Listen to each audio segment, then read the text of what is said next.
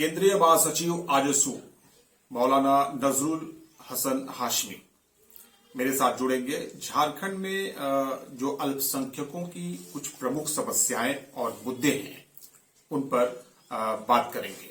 याद रहे कि किसी भी मुद्दे पर सामाजिक हित और सरोकार से जुड़े हुए जो मुद्दे हैं उन पर बेबाकी के साथ अपनी बातों को रखने के लिए जाने जाते हैं। खैर मकदम है आपका। शुक्रिया। झारखंड में अल्पसंख्यकों की जो वर्तमान स्थिति है, जो हालात हैं, क्या कहेंगे? देखिए, सबसे पहले तो छठ पूजा में सारे हम देशवासियों को और देशवासियों को इसकी बधाई दे रहा हूँ। दूसरा यह है कि आज की जो सरकार इंडिया गठबंधन है ये खुद में सही नहीं है। हम मुसलमानों ने बहुत ही सोच समझ कर वोट दिया, थोक का थोक वोट दिया, और हमने कुछ नहीं देखा बल्कि ये देखा कि भाई ये सेकुलर धर्मनिरपेक्ष सरकार बनने जा रही है। ये सरकार ने मुसलमानों को ठगने का काम किया और इस तरह से ठगा कि इसका जवाब नहीं है। बहुत ही अनुकंपा पे दो मंत्री आए हैं, मैं तो इनको अनुकंपा ही कहूंगा। इनके मुंह में जबान नहीं है और ये कभी भी मुस्लिम मसाइलों पर या मुस्लिम समस्याओं पर नहीं बोलते हैं। ये रिम्स 2 की बात करते हैं। रिम्स 2 तो मैं भी कहता हूं बनना चाहिए, लेकिन रिम्स 1 पहले ठीक हो जाए, उसके बाद रिम्स 2 बने, कोई बात नहीं। अभी जो समस्याएं हैं उर्दू का, अभी आप देखेंगे मदरसा बोर्ड का गठन नहीं हुआ। मैं आज नहीं, शुरू से मैं ये कह रहा हूं कि मदरसा बोर्ड का गठन हो, उर्दू बोर्ड का गठन हो। अब इस सरकार के बाद कौन सरकार करेगी भाई? कांग्रेस शामिल है, जेएमएम शामिल है, सीपीआईएमएल शामिल है, आरजेडी शामिल है। तो ये सारी पार्टियां शामिल होने के बावजूद भी अभी तक न मदरसा बोर्ड का गठन हुआ, न उर्दू बोर्ड का गठन हुआ, न और इसकी समस्याओं का समाधान हुआ। आप एक चीज देखिएगा, अभी आलिम फाजिल का मामला है। हम लोग को जितने भी उलमा हमारे हैं या जो लोग आलिम फाजिल डिग्रियां लेकर बैठे हैं, इन्होंने कूड़ेदान में डाल दिया। अब विश्वास किस पर किया जाए? मैं तो अभी खामोश हूं।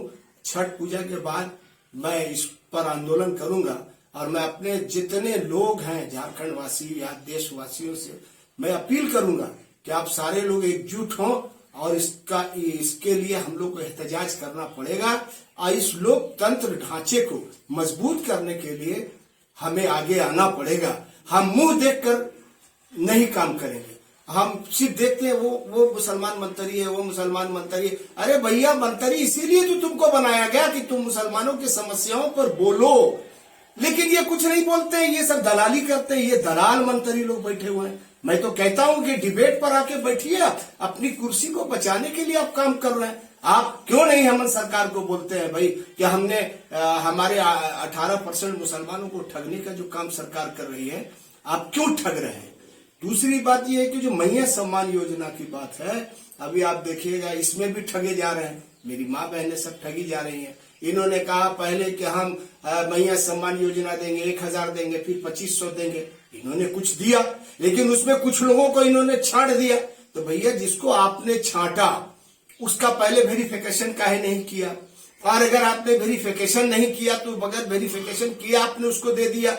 अब जब उसको दे दिया और अब उसको छांट रहे हैं, तो जो पैसा 5 लाख महिलाओं को, मेरी माँ बहनों को जो आपने छांटा, तो जो 5 लाख लोगों को पैसा मिला उसका हिसाब किताब कौन देगा? और जो 5 लाख को आपने छांटा है उसके दिल में कितना दर्द होगा? इसके लिए भी हम लोग आंदोलन करेंगे। इसलिए मैं कहना चाहता हूं कि ये निकम्मी सरकार है। मैया योजना के पीछे पड़कर पूरे झारखंड का विकास इन्होंने रोक दिया है। और वो भी मैया सम्मान योजना हर महीने नहीं मिलता है। वो यके बाद दिगरे कोई त्योहार आया तो उसमें उन्होंने दे दिया। ये सम्मानित चीज है।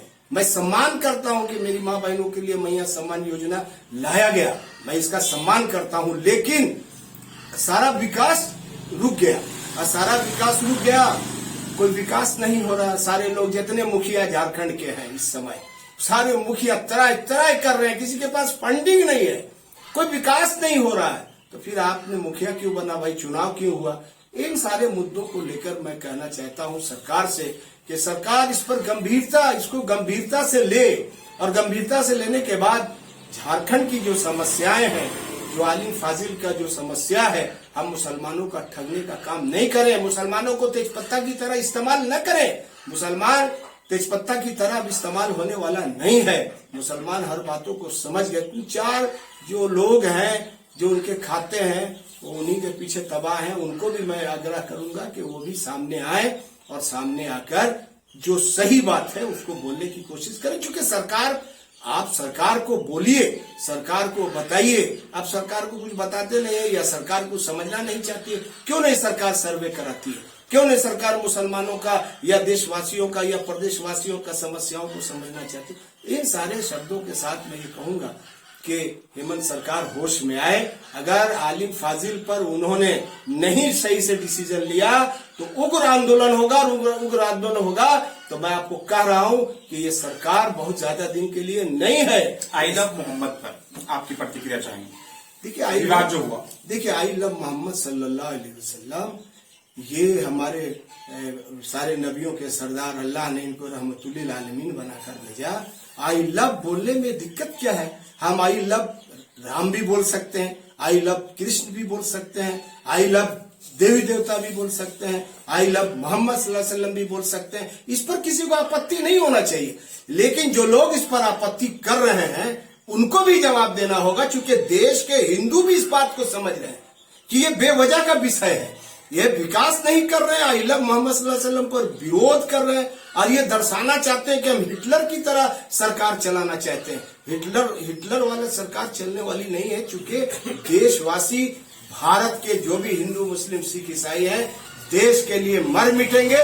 लेकिन देश में सांप्रदायिक दंगे या सांप्रदायिक नहीं हो सकता है, ये मैं आपको कह सकता हूँ। बात कर रहे थे मौलाना नजरुल हसन हाशमी साहब, केंद्रीय सचिव आजसू अल्पसंख्यक मोर्चा झारखंड प्रदेश के, और अल्पसंख्यकों के जो महत्वपूर्ण बिंदु हैं, मुद्दे हैं, उन मुद्दों पर बेबाकी के साथ अपनी बातें रख रहे थे और साथ ही साथ राज्य की हेमंत सरकार को भी आड़े हाथे ले रहे थे। धन्यवाद।